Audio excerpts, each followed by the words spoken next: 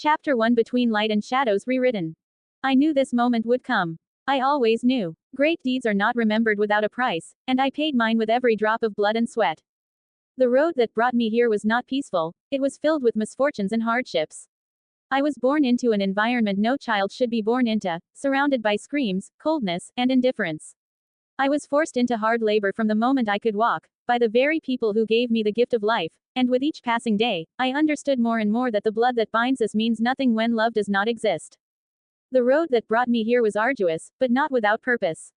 I was born into an environment no child should be born into, surrounded by screams, coldness, and indifference. I was forced into hard labor from the moment I could walk, carrying burdens that were not mine, serving those who should have protected me. But unlike what they expected, I did not break. From an early age, I realized there was something different about me. I remembered everything, every word spoken, every detail of every scene, as if time had no power over my memories. At first, I thought it was a curse, a punishment that prevented me from forgetting pain, but soon I understood it was a gift. Where others needed repetition to learn, I absorbed immediately. Where others forgot, I stored it forever. Knowledge became my weapon. Every keen glance, every page read in secret, every conversation overheard without being noticed, everything was a lesson. I took what was taught to the privileged and became more than them. I saw patterns where others saw chaos, understood mechanisms invisible to the common world. Numbers spoke to me, languages bent to my will, the hands that once carried weight began to shape ideas. And that was how I escaped. Not with violence, not with desperation, but with intelligence. When no one expected it, when they thought I was just another soul doomed to the cycle of misery, I left. Alone, with nothing but a sharp mind and an insatiable thirst for knowledge. What I once saw as a burden, I now understand as a gift. For those who forget stumble on the same stones. Those who learn slowly waste time. But I never forget, I never stop. And as long as the world keeps turning, I will keep growing. The night I fled was like any other, dark, cold, and silent. But for me, it was the beginning of everything. I left behind the place where I was born, where I was never wanted, and I left without looking back. No money, no concrete plan, only what I had always possessed, my mind. The days that followed were harsh. I slept on filthy streets, felt hunger gnaw at my bones, was treated as less than nothing. But I never bowed. I observed, I learned, I adapted. Where others saw only difficulties, I saw possibilities. I picked up discarded books and devoured them in a night. I listened to conversations of passing teachers and absorbed more knowledge than their own students. My name began to spread, first as the strange boy who knew too much, then as a prodigy impossible to ignore. At 6 years old, I was accepted directly into the 5th grade, skipping 4 years. At 8, I completed elementary school and entered high school.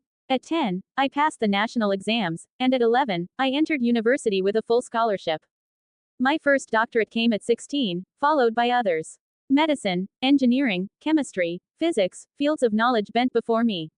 The impossible became simple, the unattainable, just a matter of time. They said I was a miracle, an unprecedented phenomenon. But the truth was different. I was not a product of chance, not a privileged child of fate. I was the result of pain, of necessity, of the refusal to be less than I could be. For those who bow before adversity conquer nothing. And I never bowed. At 20, I won the Nobel Prize in Physics and Chemistry for developing a material that eliminated energy loss and made nuclear fusion viable. Shortly after, my research in regenerative medicine brought a treatment capable of curing neurodegenerative diseases and restoring damaged tissues, earning me the Nobel Prize in Medicine. But I did not stop. At 25, I was awarded the Nobel Prize in Engineering for creating a system that revolutionized space exploration, making interplanetary travel accessible and safe. My inventions did not just change the world, they also destroyed empires. The energy market collapsed when my discovery eliminated the need for fossil fuels. The pharmaceutical industry lost trillions when my research rendered obsolete treatments that merely prolonged suffering but never cured. I knew powerful interests were watching me, waiting for a mistake, a weakness. The first threat came disguised as advice. An executive from one of the world's largest corporations approached me personally. The man smiled as he told me, politely, that some knowledge should remain inaccessible, that uncontrolled progress could bring chaos, that I should be more discreet. I laughed. And I told him that the future waits for no one. That night, I knew I had signed my own sentence. The veiled warnings soon became explicit threats. My lab was invaded, computers destroyed, my data corrupted, but none of it mattered. My mind was my true lab, and there was nothing they could take from me. Then came the accidents. The car that lost its brakes on a deserted road. The elevator that plummeted just as I decided to take the stairs. The food that nearly killed me with an accidental poisoning. But it was one night when everything happened. The lab was silent at that hour, the blue glow of monitors casting trembling shadows on the glass walls. Piles of notes were scattered across the desk, hurriedly scribbled calculations, promising results shining on the screen. Exhausted, I ran my hands over my face and decided it was time to leave. I walked through the empty halls, the sound of my footsteps echoing on the marble floor. The reception was deserted, only the usual security guard lost in his own world, barely raising his head as I passed. Outside, the air was cold, carrying the distant scent of rain. The streetlights flickered, casting long shadows across the nearly empty parking lot. That was when I heard it. Above me, footsteps approached. Precise. Cold. The crack of the first gunshot still echoed when another followed right after, tearing through the night with a dry, brutal sound. The world spun, the cold asphalt embraced me with open arms, and the smell of gunpowder mixed with the iron of the blood flooding my mouth. My vision flickered between trembling lights and dancing shadows. The weight in my chest grew, each heartbeat spreading warmth through the fabric soaked in red. The assassin stood there for a moment, watching, evaluating. Was the job done? My motionless body should have been answer enough.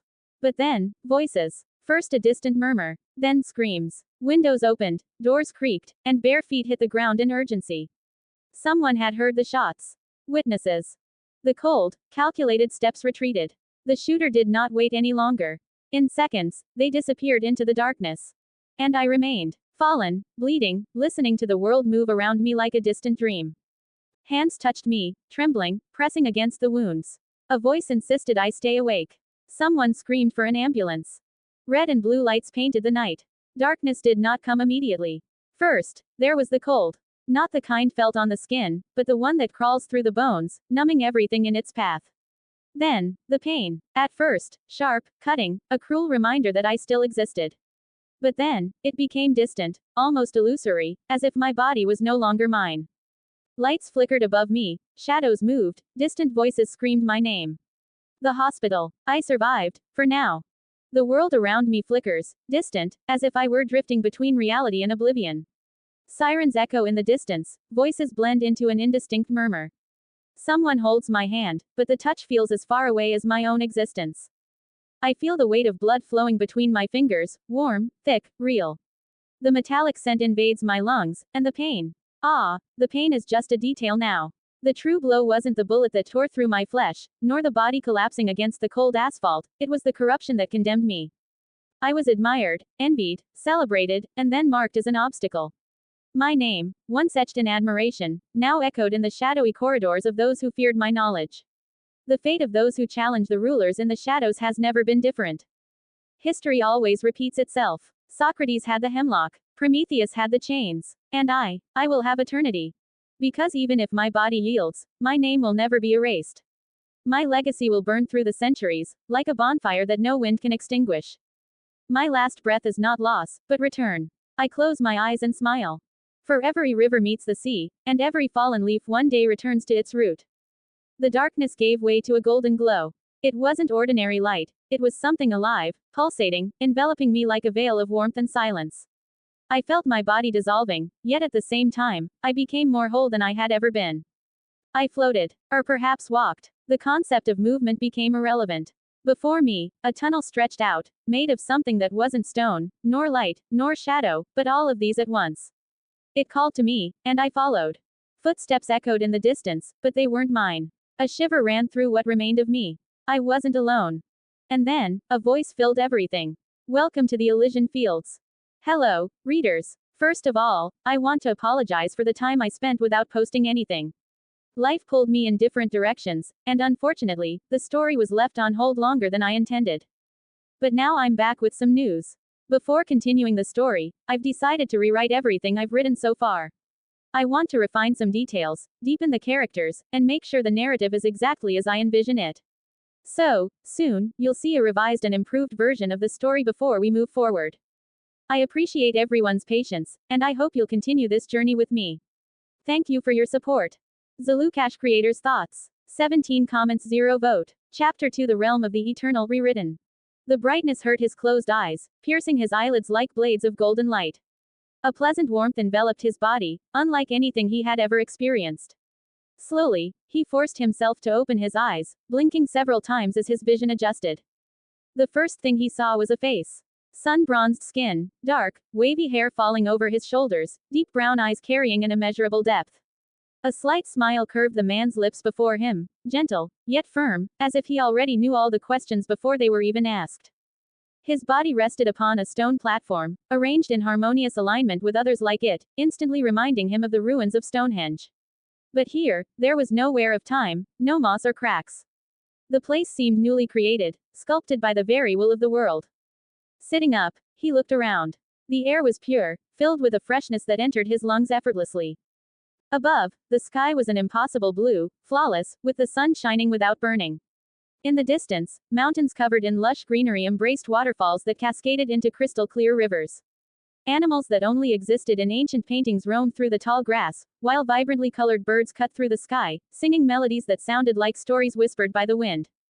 He stood up, feeling the firmness of the ground beneath his feet. The grass, soft as velvet, bent under his weight. Beyond the circle of stones, he saw a civilization rising in the distance. Majestic structures blended into the landscape, built from a material that seemed both ancient and eternal. Towers, temples, and grand buildings formed a setting that defied any era, as if all the great empires of humanity had converged into a single place. There were also dwellings with a more modern appearance, yet they did not clash with the surroundings, maintaining a balance between different ages. He took a deep breath. Was all of this real? He turned his gaze back to the man before him, who watched him patiently. Who are you? His voice came out hoarse, almost hesitant, as if fearing the answer. The man continued smiling, tilting his head slightly. You already know who I am, Arthur. Arthur felt a shiver run down his spine. He hadn't said his name. Before he could question it, he forced himself to ask. Where am I? The man's eyes gleamed with something unfathomable. You have arrived at the Elysian Fields. The home of those who left their mark on history. The words lingered in the air, carrying an immeasurable weight. Arthur swallowed hard, feeling his heartbeat quicken. So, this is paradise. The afterlife. Jesus smiled with understanding. It's more complex than that. Every soul passes through the tribunal of purification, where all impurities are removed before reaching its final destination. Some reincarnate, others remain here. There are also those who failed the judgment, and their souls are sent to purgatory, where their stains are cleansed before returning to the cycle. Each world has its own journey, but all converge toward the same truth. Arthur processed the words, his mind struggling to find logic in them. If the tribunal of purification judged all souls from all realities, then it was not just a religious concept, but a cosmic structure, a pillar of divine order that transcended time, space, and even human comprehension. The souls of different worlds and civilizations underwent the same process, but each perceived the tribunal according to their own culture and beliefs.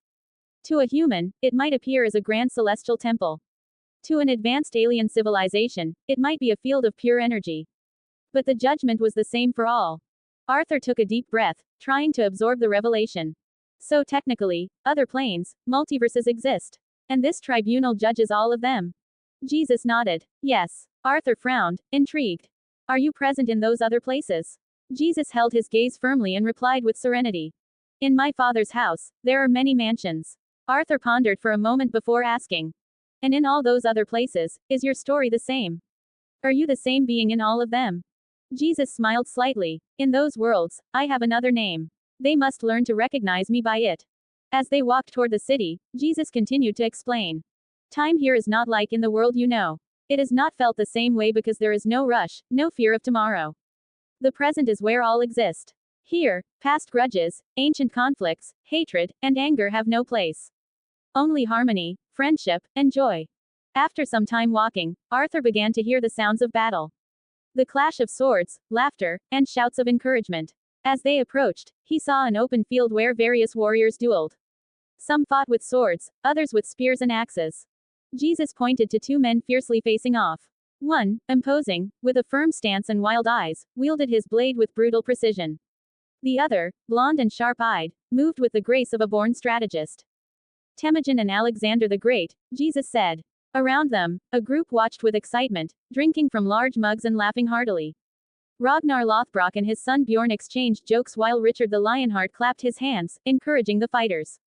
Attila observed with an intense gaze but smiled between sips of mead. A little farther away, the scene changed completely. An intense and energetic melody filled the air. Freddie Mercury sang with passion, his voice echoing like thunder. Around him, a legendary trio accompanied him. Mozart on the harpsichord, Beethoven with a viola, and Paganini drawing impossible notes from his violin. Beyond them, a group of notable figures danced, surrendering to the rhythm of the music.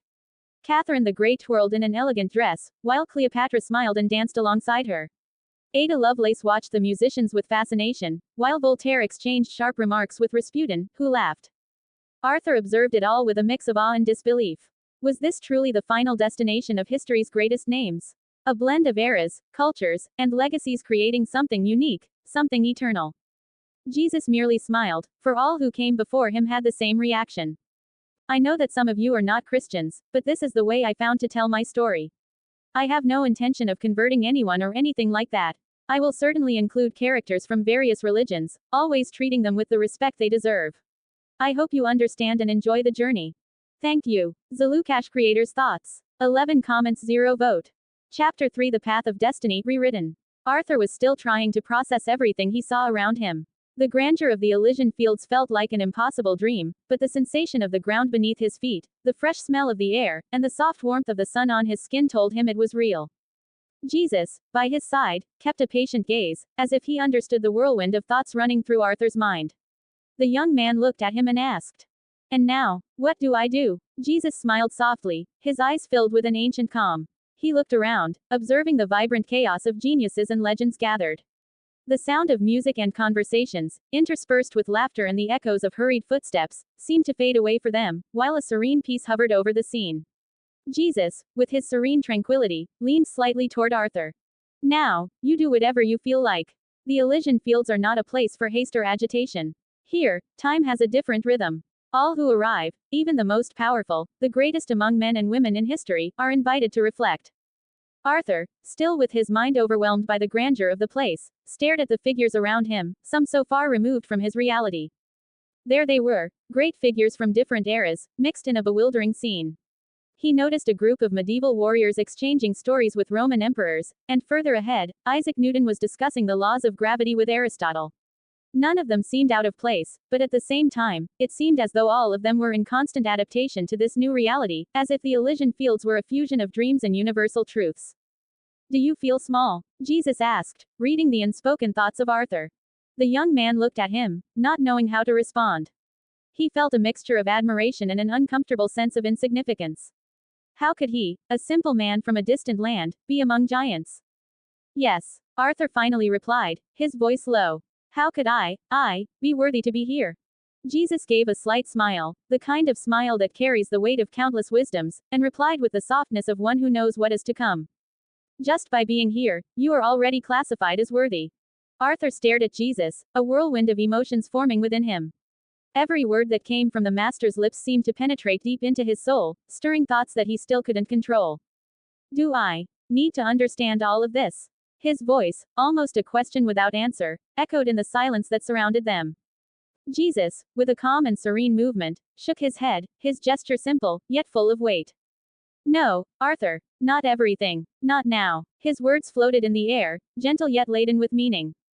"You don't need to comprehend everything at once. What matters is that, when the right moment comes, you will know what you need to learn. The Elysian Fields do not demand immediate understanding.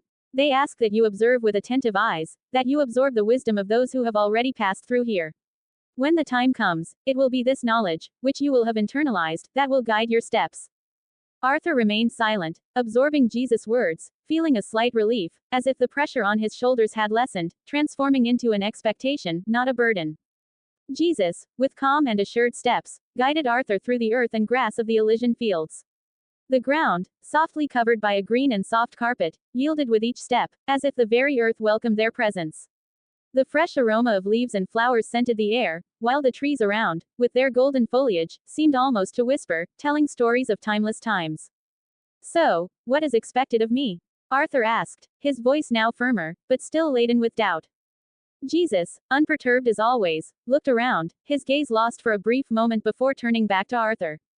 "What is expected of you, is your journey. You will be guided by those who will walk beside you, but in the end, the choice will be yours. What you do with what you learn here, what you decide to take with you to the world beyond these gates, that is what will truly define your path. Arthur remained silent, his words echoing in his mind. The magnitude of what was to come was beginning to feel more clear. He was not here simply to watch, but to live, absorb, and then choose what to do with everything he would encounter. The future was not written. It was something he, and only he, could shape. After a few moments, Arthur looked at Jesus with a more focused expression. And when the right time comes, what will happen then? Will there be something that I need to do? Jesus remained calm, his gaze deep, as if seeing something beyond the present. When the time comes, I will make a proposal. A choice. But know that, as always, the decision will be yours. Arthur frowned, hesitant. But will it be mandatory? Do I have to accept? Jesus smiled slightly, his calm expression unchanged. No, Arthur. My Father gave everyone the gift of free will. No one will be forced to choose what they do not want. What is expected of you, in the end, is that you make the decision that makes sense for your soul, for your heart. Arthur, still with doubts, felt a slight relief. He would have the power of choice, and that, in some way, made the weight of the journey feel lighter. As they continued, the terrain began to change. The soft hills and open fields gradually gave way to structures rising before them like a vision from another world. The scene seemed to be a fusion of all the empires and civilizations that had ever existed. Majestic towers, grand temples, and imposing buildings, constructed from materials that seemed to resist time, formed the backdrop of the city. Simpler dwellings, with traces of modernity, coexisted without contradicting the environment, creating a harmony of eras and styles. As they approached the entrance to the city, the terrain changed again, now becoming a cobblestone path in a medieval style, but far more beautiful and refined. The stones were arranged to create a perfect path, with gentle curves and finishes that reflected the soft sunlight, giving the city a serene glow. As they walked along the cobblestone path, Arthur noticed that the historical figures crossing their path not only observed them but seemed to recognize Jesus, greeting him with friendly gestures. Jesus' gaze remained serene, but in every greeting, there seemed to be an untold story, as if he were a link between the centuries. They finally reached a wide central plaza, the heart of the city. In the center of the plaza, a simple but imposing stage rose from a stone base, with wide steps curving gently to the top. The stage did not have the ostentation of grand palaces, but its presence was undeniable, a platform that seemed destined to reveal something greater. The sound of conversations and laughter gradually quieted as people approached and gathered around the plaza. Jesus, with a calm gesture, climbed onto the stage and motioned for Arthur to follow. The young man hesitated for a moment, still trying to comprehend the magnitude of what was happening around him, but upon seeing the confidence in Jesus' eyes, he climbed onto the stage beside him. Once they were at the top, a reverent silence filled the plaza. The conversation ceased, and all eyes turned to Jesus. Arthur's presence beside Jesus seemed to draw a silent curiosity, as if the mere union of their figures was an expected event. Jesus looked at the crowd, and the soft murmur that had come from every corner of the plaza stopped completely. He looked at Arthur and smiled with a lightness that seemed to illuminate the atmosphere around them. My friends, began Jesus, his voice soft but clearly audible to all, today, we bring among us someone who is here to learn, to grow, and, like all of us, to discover his own path. This is Arthur. He paused, his gaze turning to the figure of the young man beside him, as if sharing a profound truth with all those listening. Like all of you, Arthur left his mark on eternity. Not through royal blood, but through the depth of his search, the courage to question, and the tireless will to learn. His journey, his desire to understand the unknown and find his truth, brought him to this moment. He, like so many before him, has the power to shape his destiny, to leave a legacy that transcends time. The silence in the plaza seemed to stretch as everyone absorbed Jesus' words. Arthur, still a bit stunned, felt a gentle warmth spread through his chest. It was not a warmth of pride or vanity, but something deeper, something that made him feel more connected to the world around him. Arthur, continued Jesus, is here to learn from each of you, to share and grow, as we all do in this eternal cycle of learning. Then, the figures around the plaza began to move, some advancing toward the stage, others simply observing. But now, Arthur saw that they were not just historical figures, but people with a purpose, just like him. A silent exchange seemed to take place between them, as if the mere presence of Arthur on the stage was a form of recognition for all. Jesus smiled slightly, keeping his gaze on Arthur. This is the beginning of your journey, my friend. Here, all are both masters and learners at the same time. We've reached the end of another rewritten chapter. I deeply appreciate everyone who has been following this journey. Each rewrite is an opportunity to refine the story, and I hope this new chapter has resonated with you in a special way. Thank you for being here, and see you in the next one. zLucasH Creators Thoughts. 14 comments 0 vote. Chapter 4 Among Kings, Gods, and Scientists rewritten. Descending the stairs of the stage, the words of Jesus still echoed through the square when a man of medium height, full beard, and intense gaze approached the stage. He wore a dark, elegant coat with an old-fashioned cut, but his eyes carried an electric glint of insatiable curiosity. He stopped in front of Arthur and spoke with a slight Austrian accent. Albert Einstein, he said, extending his hand with a welcoming smile. I heard you're here to learn. That makes me glad. The universe still has so much to teach. Arthur shook the scientist's hand, surprised to recognize him so immediately. The energy in the handshake was gentle yet firm, as if Einstein transferred wisdom through touch. Before Arthur could reply, another figure approached. It was a woman with a serene expression, but whose posture exuded determination. She wore a simple dress, and over it a white lab coat stained with what looked like remnants of laboratory work. Her eyes were like obsidian blades, hard yet kind. Marie Curie, she said with a nod. Don't be intimidated. Here, we are all learners. Arthur nodded respectfully, feeling the weight of each presence drawing near.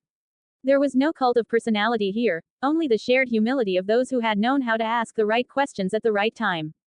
Soon after, a more robust figure appeared, very tall, as if the clay of the gods had come to life. He wore ancient war garments, leather, bronze, and faded red linen, and bore scars on his face that seemed like inscriptions forgotten by history itself. His golden skin, like his hair, shone like stone heated by the desert sun, and his thick beard was braided with copper rings. His amber, serene eyes carried no judgment, only the pragmatism of one who had touched gods, fought monsters, and failed to defeat death. An ancient axe hung across his back, but what drew attention was his presence, each step echoed with millennia. Gilgamesh, of Uruk, he said, his voice so deep it seemed to vibrate through the ground. There was no ceremony, only presence. He extended his hand like one who had shaken hands with kings and monsters. Arthur looked into the golden eyes that seemed to carry the dust of millennia and shook his hand firmly. Pleasure, he replied, feeling the heat and strength of that grip as if he were holding the hand of a living statue, not cold, but heavy with history. Arthur barely had time to process the imposing presence of the legendary Sumerian king when another figure approached. This one was shorter in stature but carried an ancestral weight in each step. He wore a simple Greek himation, his brown eyes examining Arthur as if searching for the soul behind the gaze. I am Socrates, he said in a calm voice. I'm not here to teach truths, but to provoke doubt. True knowledge is not given, it is conquered. And you, young man, will only find what you seek if you have the courage to question even certainty itself. Arthur felt his breath grow heavy. He was standing before titans.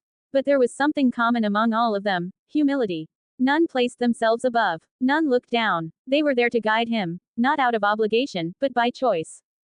Jesus watched in silence, satisfied. Arthur, he said, these will not be here as your masters, but as companions on the journey. Each one carries unique knowledge, just as you do. Knowledge is revealed in exchange, not hierarchy. You will learn from them if you're willing, and they will learn from you, if you are as well. A soft breeze blew through the square, as if eternity itself agreed. Arthur looked at the faces before him. Fear still existed, but now it walked side by side with a spark of purpose. What if the whole world was at my disposal to teach me? He thought, what if each of these giants is here to prepare me for something greater? Jesus then stepped back, leaving Arthur more exposed to the crowd. The silence that hung over the square was not oppressive, it was dense, full of expectation, as if time itself waited for the next decision. Arthur took a deep breath. He could feel the eyes upon him, but there was no judgment. There was curiosity. There was openness. Marie, who was standing nearby watching Arthur, stepped forward. Do you believe knowledge can change the world? She asked, her voice carrying a European accent still present even after years of living among various cultures. Arthur swallowed hard. I believe knowledge changes those who seek it. Marie raised an eyebrow, satisfied. Good answer. But here, we don't work with ready-made answers. She extended her hand. Arthur took it. Her skin was cold, but there was a living energy within. Walk with me, if you want to learn how error can be as valuable as discovery. As they were leaving, Einstein stepped ahead, walking with his hands behind his back, his wild hair even wilder than usual. If you're going with her, take a helmet, he said with a half smile. Marie and Pierre call it science. I call it playing with death in the lab. He winked at Arthur, leaned in, and whispered in his ear. If you hear a ticking sound, run. It might be an experiment, or just time trying to escape her. Einstein ended the sentence with a mischievous smile, like someone who had just knocked over a vase and waited for the scolding. Marie stopped beside Arthur, arms crossed, raising an eyebrow in silence. Playing with death, she repeated, dryly. You would know. Remember when you tried to prove time isn't absolute by strapping mirrors to a bicycle? Einstein shrugged. It worked, in theory. You broke 2 teeth. Relative, Marie. The teeth were mine. Arthur let out a nervous chuckle, trying to keep up with the pace of the two. Pierre is in the lab, testing the new compounds, said Marie, turning to him. If something explodes, it'll be for a good reason. Unlike certain impulsive experiments with scooters and static electricity. Einstein raised a finger, as if to defend himself, but only sighed and turned to Arthur. Go with her, kid. Just don't touch anything that glows green. Or blue. Or anything that seems too calm. The quietest things are always the most dangerous. Marie smiled, briefly, and touched Arthur's shoulder. He exaggerates. Maybe, just a little. In the distance, a muffled boom came from a house near the square. Marie didn't turn around. She just sighed. Pierre found the wrong flask. Again. Einstein turned toward the muffled explosion and smiled like someone hearing a call from an old friend. Ah, music to my ears. He turned back to Arthur, eyes alight, almost electric with enthusiasm. Marie wants to show you stability. Control. Discipline. I, on the other hand, offer the beauty of chaos. He made a dramatic gesture, opening his arms as if revealing an invisible universe behind him. Einstein laughed and pulled a piece of chalk from his pocket, exactly where from was impossible to tell. Einstein twirled the chalk in his fingers. His eyes scanned the surrounding facades, pale stone houses, open windows filled with tubes, machines, formulas scribbled on the glass. An entire block dedicated to science, separated from the rest of the Elysian Fields as if logic there was still under revision. My lab is right over there, he said, pointing to a house with a slightly open door and a crooked hand-painted sign. Caution, thoughts accelerate without warning. No explosions, usually, but there's strong coffee, elastic time, and a chalkboard that talks back when it's in a bad mood. Arthur looked at the simple, almost faded facade, but noticed strange details, as if each stone was slightly out of place, and yet everything still stood firm. Marie, arms still crossed, let out a sigh of light exasperation. He lives alone there because no one else can handle his inverted schedule and theories that make furniture disappear. The other day he tried to prove a cat was both alive and dead, using my couch. In my defense, Einstein retorted, raising a finger, the couch came back. Eventually. Arthur laughed, intrigued. Can I take a look? Einstein opened a wide smile, like a child finally allowed to show off a favorite toy. Of course. But I warn you now, in there, even the questions have questions. Marie shook her head, but there was a slight smile at the corner of her mouth. Go. Learn from him. Just, if you come back without eyebrows, I'll pretend I don't know you. Albert, if you can be a good host, guide our new friend. I'm going to see what that idiot of a husband of mine has done. Einstein was already walking, hands behind his back, whistling something that sounded like a calculation. Arthur followed him. The scientists, Corder watched them in silence. As if even the buildings were waiting for some new idea about to be born. As they walked side by side, Einstein's footsteps echoed lightly on the pale stone of the square. He pointed with his chin, as if his hands were always busy holding too many ideas. Over there, he said, indicating a narrow street that curved downward, is the musician's quarter. You'll know when you're close, the ground vibrates differently. Sometimes the sound comes before the melody. Bach lives up there, with a view of the sunset. As for Mozart, well, he plays piano at 3 in the morning, naked, so don't look through the window. Arthur looked sideways, surprised. Naked. Art has no shame, my dear. Einstein turned a corner slowly, now pointing to a group of sturdier buildings, with low towers and wide courtyards. And over there are the warriors. Those who no longer fight for blood, but for the honor that remains. Alexander, Attila, Joanna d'Arc, Miyamoto Musashi, sometimes they discuss strategy with stones on the ground and wine cups in hand. Don't go interrupting. Swords there still have a voice. Arthur followed his gaze and saw silhouettes sitting in a circle, the sound of a dry laugh, the clinking of metal, not in war, but as a memory of when living by the sword was all that existed. Einstein then turned toward an alley shaded by trees that seemed to grow against the light. That's the mystics, quarter. Where questions matter more than answers. There are flames that don't burn, books that breathe. Gilgamesh hangs around there sometimes, talking with Zoroaster, or staring at water as if hearing the past speak to him. Arthur frowned. And you, where do you fit in all of this? Einstein smiled slightly, his messy hair blown by the gentle wind. I walk between the spaces. Sometimes I'm music, sometimes war, sometimes mystery. But deep down, I'm just an old man trying to understand why the universe bothered to exist. They stopped in front of a dark wooden door with the crooked sign warning about thoughts. This is my place, Einstein said, knocking lightly with his knuckles on the door. But I can show you all the others, if you like. Each quarter has something you'll need. Arthur stood silent for a moment, feeling the weight of the place. The Elysian Fields weren't just a refuge, they were a mirror of what each soul still needed to face. I want to see them all, he said. Einstein smiled with his eyes. Then you'd better bring paper, kid. And patience. Eternity can be short when you're learning. Another chapter rewritten. Thank you to everyone who's read this far. zLucasH creators' thoughts. 12 comments 0 vote. Chapter 5 study. Pleased to meet you. My name is Arthur Miller. I was born in the United States. More precisely in Texas. I was born and lived until I was 12 in an orphanage. There I was adopted by a woman named Liza. Along with me, another girl was adopted. Her name was Alice. From when I was 3 years old, I demonstrated to have an intellect above other children. At the age of 4 I already spoke 5 languages. At 10 I had already entered college. And at 20 I was getting my doctorate in biomedicine and mechanical engineering. At 22 I created a machine capable of transforming the carbon dioxide into oxygen. Clenching my fists tightly and tears threatening to come out of my eyes, I continued. When I was about to finish my doctorate, my adoptive mother died of brain cancer. I was devastated, all the knowledge I had was useless.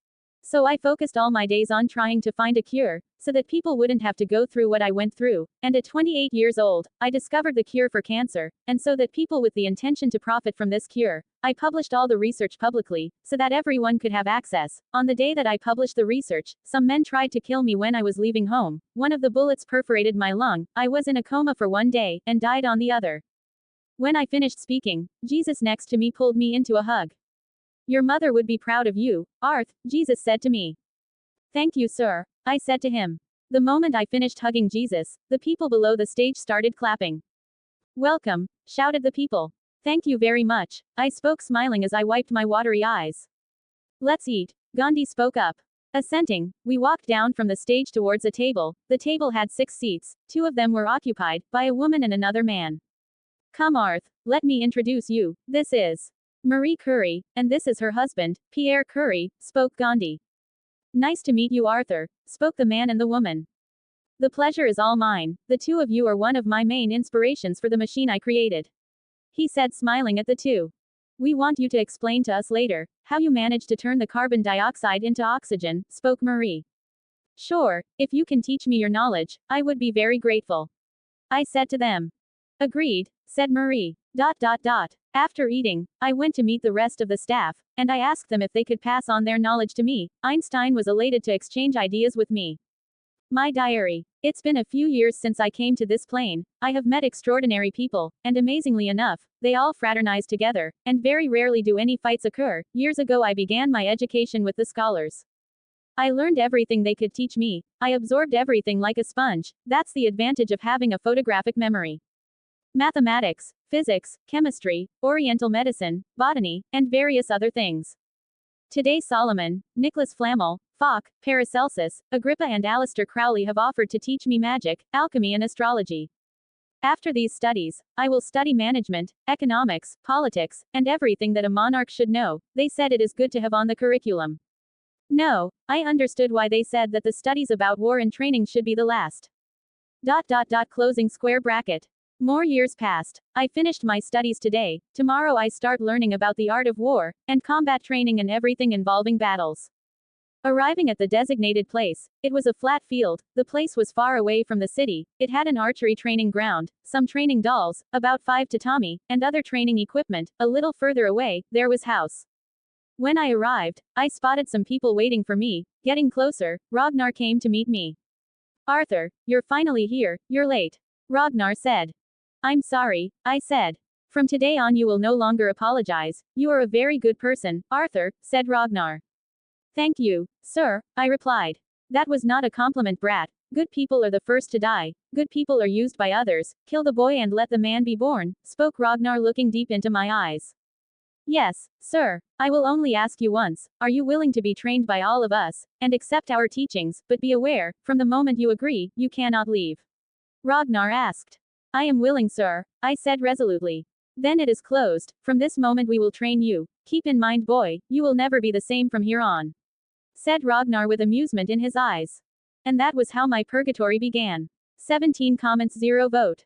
Chapter 6, Reincarnation. Years passed, learning everything they taught me. I trained so hard that I could defeat them in battle. I could fight with the savagery of a Viking, the grace of a Templar, the wit of a Roman, and the speed of a samurai. I was able to develop my own fighting style, but I could also switch between the others. After finishing my studies on the art of war, I learned the art of death. Hakane Saba taught me everything about the subtlety of murder. Jack was also an excellent teacher. I understood why they said I would not be the same after this training. I feel this change within me. The child died and man was born. As I had already learned everything that was necessary, I started as a hobby to do other activities, such as blacksmithing, painting, singing, music, and I became fond of sculpting. In blacksmithing, Okazaki showed me his techniques, that he melts martensitic crystals in a matrix of perlite, a steel that dampens vibrations. The result is a strong and beautiful product, reminiscent of a starry sky. Leonardo da Vinci and Michelangelo showed me their art in painting and sculpting. I could never make a sculpture as beautiful as Michelangelo, he really is the best. I was in my house, playing a guitar that I created, when I heard the sound of trumpets.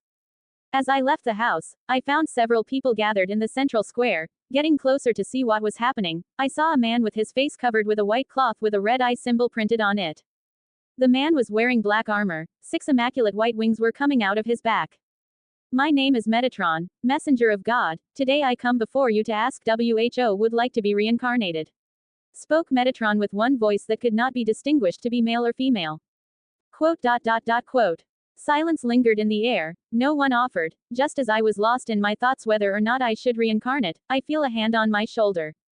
Arth, it is time for you to leave, spoke Jesus in a warm voice. Nodding my head to Jesus, I stepped in front of the seraphim. I would like to, sir. I spoke to Metatron. Anyone else? Metatron asked. Quote. Looks like it's just you, kid. Metatron said. That's what it looks like, I spoke. Then let's go, pronounced Seraphim. Sir, will I keep my memories? I asked. You don't have enough karma points. Metatron spoke. I understand. I spoke. Wait, a voice spoke. Use my karma points, spoke Jesus. You can use mine too, spoke Buddha. Mine too, spoke someone in the crowd. Mine too, another person. Silence, shouted Metatron. Just the 2 of you are enough already, he pronounced. There will be karma points left over. Do you have another request in mind? Just don't ask for any powers or anything related. Metatron asked me. If you can place me in a good family, I would appreciate it. I spoke. Okay, if that's so, let's go then, said Metatron. Right, I'll just say goodbye, I said. Thanks guys, for everything. The days I spent with everyone was the best I've ever had in my life and probably the best I'll have in the next one too. I said to everyone. The pleasure was ours, Arth. Use with caution and with wisdom all this knowledge that we pass to you. Spoke Jesus. I will. Goodbye, Arth. See you later. Spoke the people, some even with watery eyes. I waved my hand and followed Metatron towards a bright wall. This is how it started and this is how it will end, I thought looking at the wall. Crossing the wall, I was in a totally dark place, but it wasn't a darkness from absence of light, it was from absence of everything. A glowing circular portal suddenly appeared in front of me. Upon entering through the portal you will be reincarnated. Spoke an androgynous voice that I think was Metatron. Thank you, sir, said the entity respectfully. Not at all, replied the voice. When I put my foot through the portal I felt myself being torn apart. It didn't hurt but it was terrifying, it got to a point I lost consciousness. In a room illuminated by candles, was made of stone and had a small window that was closed. There was a small table beside the bed. Lying on it was a woman with white hair. The woman had extremely beautiful features, but were showing a face of pain, and this is due to the fact that the woman is in labor. Go Jainara, you can do it, said a man with a long, bearded, stern face holding a woman's hand.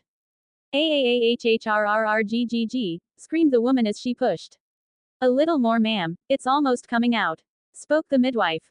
Maester, she is losing a lot of blood, whispered the midwife to the man next to her. Let's get the child out first, then we'll help her, spoke the man. A few seconds later the midwife saw a head sticking out of the woman's genitals. It's coming out, it's coming out. The midwife yelled as she pulled the head out. When they were able to pull the newborn out of the woman, the midwife said as she cut the umbilical cord. It's a boy, Lord Rickard. Let me see my son, Rickard spoke. Looking at the baby, Rickard saw a boy with a tuft of white hair, and a little wrinkled face. When the baby opened his eyes, Rickard saw two shining pearls, one the color violet, and the other a pale gray. His name will be Arthur Snow, spoke Rickard as he smiled. Look, darling, our boy, said Rickard as he showed the baby to the woman. Hearing no response, Rickard looked at the woman lying on the bed and saw her unconscious. Jainera, Rickard asked in a panic. Trying to feel the woman's pulse, the maester said. I'm sorry, sir, but she's gone, spoke the maestre with a sad tone. No, please don't leave me, I've already lost Lara, I can't lose you too, spoke Rickard as he passed the baby to the midwife. We have our boy to take care of, don't leave me, Rickard said crying. Sir, there is nothing more we can do, she is gone, said the maester. Leave, let me first say goodbye to her, prepare a proper burial for her. Rickard spoke. Yes, my lord, said the maestre and the midwife. 19 comments 0 vote. Chapter 7 Brandon Stark. Leaving the room, Maester looks at the midwife and the child. The child did not cry, thought Maester in a panic. Quick, hand me the child, said Maester to midwife in anxiety. The midwife quickly places the baby in Maester's hands, and placing her ears on the newborn's chest, she can hear the small heartbeats. Opening the child's mouth with her fingers to see if he was choking, she noticed that everything was normal. It looks like it's just a quiet child anyway, spoke the Maester. Maester Whaleys, I have to clean him up and take him to the wet nurse, asked the midwife. Okay, spoke Maester passing the baby. As the midwife headed off to clean the baby, the Maester headed towards his tower. That child has Valyrian hair, I have to be sure before I send a raven to the citadel, thought the Maester. After cleaning little Arthur, Mila the midwife of Winterfell went towards a room that the nursemaid was. The room had granite walls, was lit with candles, some animal skin rugs were on the floor, the room had a cradle leaning against the left wall, a chair leaning against its side and a chest of clothes in the right corner. The lighting is based on some candles. So I was reincarnated in a medieval world, and from what I could hear, my father is a lord, it seems that my request was granted, I thought. Time to start thinking of a roadmap to follow, and what are the pros and cons of each action I take. If I start talking and walking earlier than others, I will attract a lot of attention. However, being ordinary will not betray any benefit to me. It is as I was taught, you should always seek people's attention and never go invisible in a crowd. Be mysterious, but differentiate yourself from the crowd to be noticed. After that, I will start researching about this world, the past history. It is as Marx told me, it is necessary to know the past to understand the present and modify the future. As much as I do not agree with his communist philosophy, it is undeniable that his words make sense. After all, a people who do not know their history are doomed to repeat it. I will start my physical training as soon as possible, and I can't forget the runes that Solomon taught me, it will help a lot in my muscle training.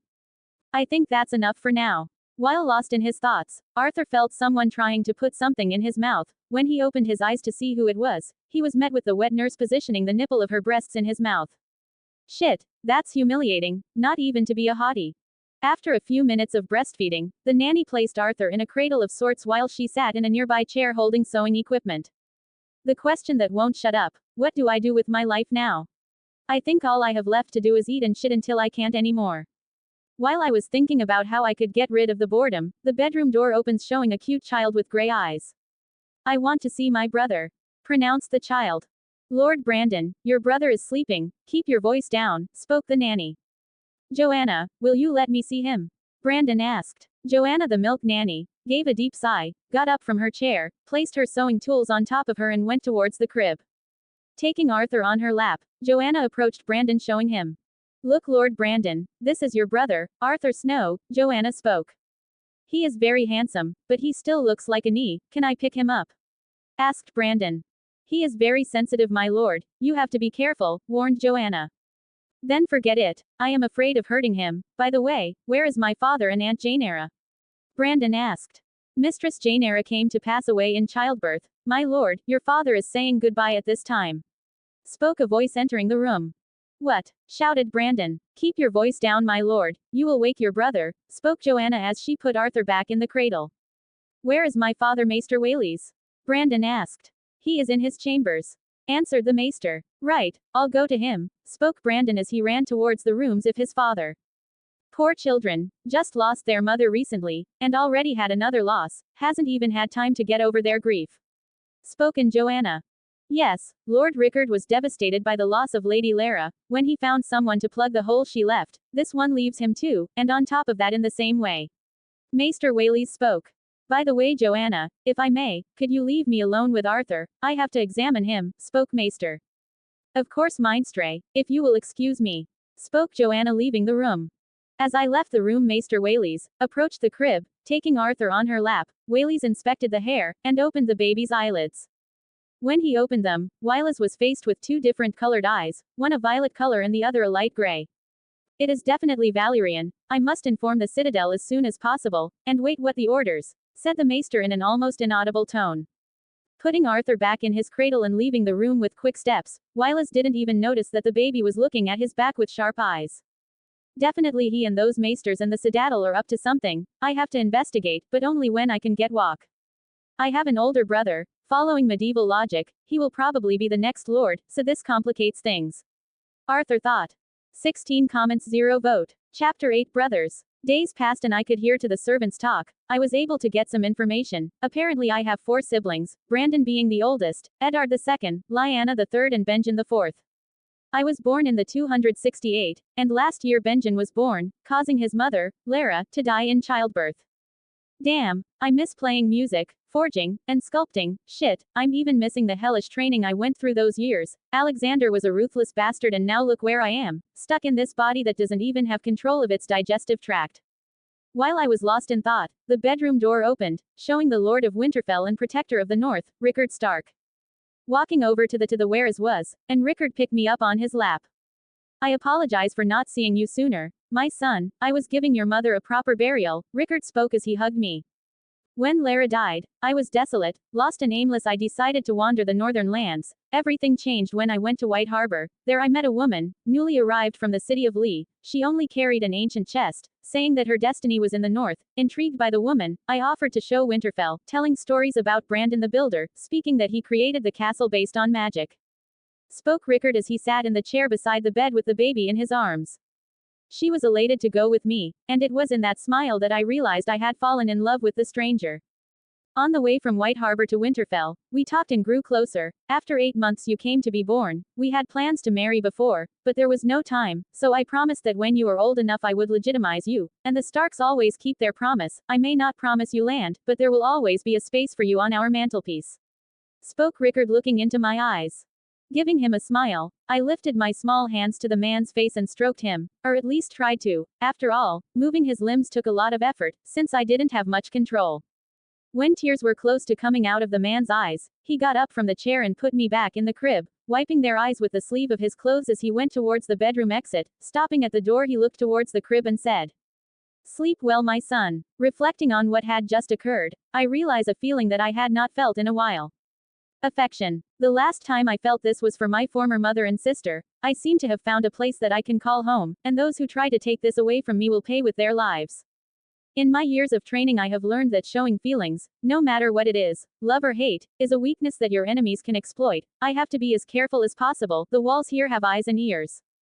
I just hope that time passes faster so that I can put my plans into practice. Today is my 3rd name day, and a few things have happened so far. At 6 months I started to walk and at 8 to speak a few words. When I made my first name day, I was caught trying to read some books in the Winterfell library. When asked if I understood what was written, I said no, that I only liked the drawings in some books. I was declared a genius. My father was very happy, almost threw a banquet to celebrate my birthday, but Maester Whaleys said that it might sound bad to the other lords.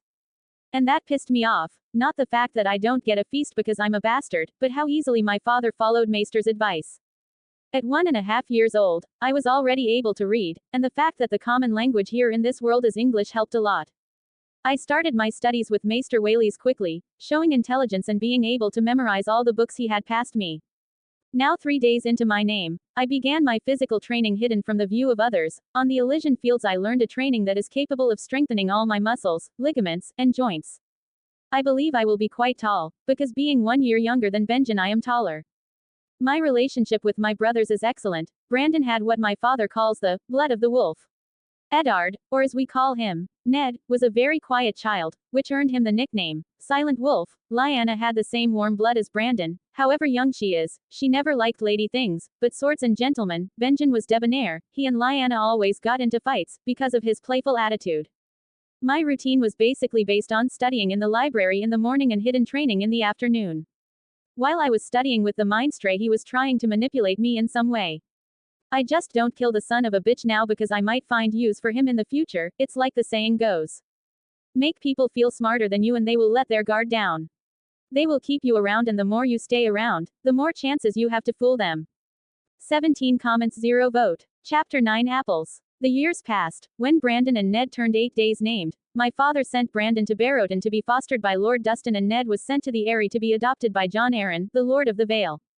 It was the year 271, I couldn't stand being arrested here in the castle, I needed to spread my wings, I yearned for freedom. So here I am, at the door of my father's solar, organizing in my mind what I would say to him. I knocked 3 times on the door. It's me, Dad, I spoke. Come in, Arth, my father said from inside the room. Entering the room, I found a cozy place. It had a fireplace, which was lit, heads of deer and bears stuffed on the granite walls, on the floor some rugs made of animal skin. The room was lit by some scattered candles. The front of the door had a desk with papers around, 2 chairs in front and a chair in the back, which is where my dad is sitting. Standing beside him was Maester Whaleys. Dad, can I talk to you for a minute? I asked. Sure, Rickard replied. So, since Brandon and Ned were fostered by Lord Dustin and Lord Arryn, I was wondering if I could too. I'm feeling very trapped here inside Winterfell. I told him. Finishing his question, my father was surprised by this request, and as he was about to answer, Maester Whaleys interrupted him. If I may, my lord? Maester Whaleys asked my father. Nodding his head to Maester, Whaleys began to speak. My lord, I believe it is unwise to adopt young Arthur. The other lords may misunderstand and feel offended, Maester spoke. Reflecting on Wyla's response, Rickard nodded his head at him. Maester Whaleys is right, Arth. I am sorry. Rickard spoke. I understand, father. I spoke, looking at my father. With my father nodding his head at me, I left the room. Outside I thought. Enjoy your last hours of life, Maester Whaleys, for you will not see the sun rise tomorrow. Heading towards the castle kitchen, I reflected about my next plans. I have to get out of this castle. I'm wasting a lot of time that would be useful to me. Arriving at the kitchen, I took all the apples I saw and a grinder. Going out and arriving at my room, I locked the door and put the apples and the grinder on a table. Cutting the apples, I removed all the seeds they had, putting into the grinder. When it got to the point of becoming a powder, I stopped. Putting the powder in a container, I hid it in the room. The maester every day after dinner takes a jug of water and some fruit for his quarters. Creating a plan, I waited until dinner time arrived. After eating dinner at the table with my brothers, I got up and went to my room to get the flask. I put on an all-black outfit with a balaclava that I sewn myself, a glass and a full jug of water.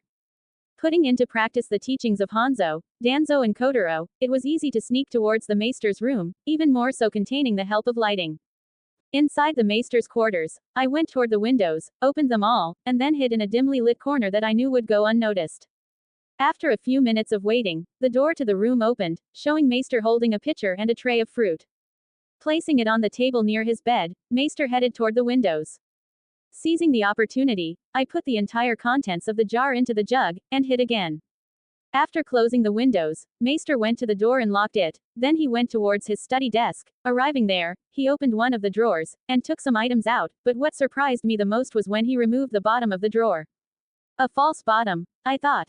After a few minutes of reading the letters, the maester put all the contents back in the drawer and went to the water jug and put some in a glass. After drinking all the contents of the glass, Maester sat down on his bed and began to read a book. After a few seconds, he began to get desperate trying to breathe. He tried to hold his throat as if somehow this would bring his breathing again. After 1 minute of struggling, Maester Whaleys fell dead on the bed. If you weren't such a son of a bitch, you would be useful to me, but a good enemy is a dead enemy. Going towards the body, I checked his wrists, and other tests to make sure he was dead. After confirming, I grabbed a fruit from the table, put it in his mouth and squeezed it as if I were taking a bite, took the piece of fruit and shoved it as far as I could into his throat. Picking up the pitcher I brought, I poured some water over the maester. When they notice his absence and come to see him, they will come across the body, and when they try to understand the cause of death, they will find a piece of apple stuck in his throat. The water in the glass on the bed means that he tried to extricate himself by drinking water, but couldn't and died of suffocation. Going towards the drawers of Maester's study table, I took out everything that was there until I reached the false bottom. Opening it, I discovered some letters, all sent from the Citadel. After reading the contents, I was glad that I had killed Maester before he put his plans into action. I took all the letters and placed them next to the Maester's body as if reading them before choking. Looking around to see if I had forgotten anything, I went out the door, not forgetting to lock it using some of the lockpicks I owned. Picking up the jar and the poisoned glass, I went towards the kitchen. Arriving there, I discarded the jar and all the contents and washed them. Arriving at my room, I hid my clothes and lay down on my bed. Tomorrow will be a long day. 40 comments 0 vote. Chapter 10 Weirwood. Waking up early as usual, I went to do my routine training, washed myself, and headed to the Great Hall for breakfast. The Great Hall is the place where we eat and receive guests. The hall outside is covered in grey stone and crammed with Stark house banners, with wide oak and iron doors opening onto the castle courtyard, while a back exit leads to a dimly lit gallery. Inside, it can hold 8 long rows of trestle tables, 4 to either side of the central corridor, and can seat 500 people. There is a raised platform, which is where the Lord of Winterfell and his family stayed, or guests of high status. Arriving there, I saw my father, sitting at the highest table in the hall, with Lyanna and Benjen beside him, helping themselves to slices of bacon, hard-boiled eggs, and 2 loaves of bread with butter and honey. "Good morning, father," I spoke. "Good morning, my son. Sit with us to eat." Nodding my head, I headed towards the raised dais, greeting people seated at 8 adjacent tables. Giving Lyanna a kiss on the cheek and ruffling Benjen's hair, taking a seat next to Lyanna, I started to grab some food. "Harry, have you seen Maester Whaleys? He is always the first to arrive." "I haven't seen him yet," asked my father to one of the servants. "I haven't seen sir. He may be in his quarters yet." Nodding his head to the servant, my father went back to eating. After eating, I went towards the sacred forest, my favorite place in Winterfell. In the years that I have been living in this world, I have accepted the old gods with a good heart. Even though I know that there is a god outside this universe, Buddha told me one day that nature and animals are divine, so when I worship nature, somehow I will be worshipping the god who gave me the opportunity to be here. That was the conclusion I reached. Sitting against the dam, I started to plan my next steps. My father didn't allow me to be adopted. My only option left to me is to run away. The only problem is that I am 3 years old, and to leave here aimlessly and unprepared is stupid. Looks like I'll have to wait a few more years. I guess at 6 years old is enough to manage, but I'll have to work on my appearance. A child with white hair and heterochromatic eyes will draw a lot of attention. Thinking about what to do, I felt a warmth on my back. Getting up from the ground and looking at the weirwood tree, I saw that something red began to come out of his sculpted eyes. A sort of blood-red colored liquid. Extending my hands, I slowly approached what I assumed was the tree sap. When my fingertips touched the liquid, I felt a kind of shock spreading through my whole body. I felt every pore in my body open up, and that's when I realized what it all meant. Magic. Somehow, the sap made me connect with the magic present in the tree and some surrounding subways. I remembered my studies with my professors of magic, botany, alchemy, and occultism. They taught me that magic is present all around us. However, some have the ability to sense or even use magic to their advantage. The sap was basically liquid magic, and thinking about how I could make use of it, that's when I remembered a phrase Lavoisier told me while we were studying chemistry. In nature, nothing is created, nothing is lost, everything is transformed. That is, I could use the sap to write the runes I need. The magic contained in it will not cease to exist, it will still remain, just in another format. With my new goals set, I ran to the kitchen to get a container that could store the sap. With the container in hand, I went back to the tree, and took all the secretion that the tree was transmitting through its eyes carved in wood. Getting a good amount, I placed the bowl containing the sap on the ground and knelt before the tree and murmured. "Thank you for your blessing, gods. I will make use of your gift, and may I one day spread your faces all over Westeros, as you once had." After I finished thanking the tree, I went to my room and wrote down on a piece of paper the items I would need for what I was going to do. Finishing the notes, I went towards my father's manor, but I noticed a strange movement happening. Arriving nearby to see what had happened, I saw my father talking to some guards. "Didn't you see him leave? Where the hell could the maester have gone? Especially without notifying anyone," exclaimed my father. "We went to the maester's quarters, but it was locked, so we went out and asked the other servants if they saw maester, but no one has seen him since dinner," said a guard. "Take the copy of maester's door, we will go see what happened," spoke my father, rising from his chair. "Yes, my lord," exclaimed the guards. "What are you doing here, Arth?" Unfortunately, I am busy at the moment, can we talk later? Asked my father upon noticing my presence. Nodding my head, I asked my father. Dad, I couldn't help but overhear your conversation with the guards. Is it true that Maester is missing? I asked with a sad face. No one has seen him since dinner. We are worried about his health. Maester is not one to leave unannounced. Spoke my father. Can I help you look for him? I consider Wylas's family. I spoke. Sure, come on, let's go to Maester's room to see if he is there, my father said, going towards Maester's room.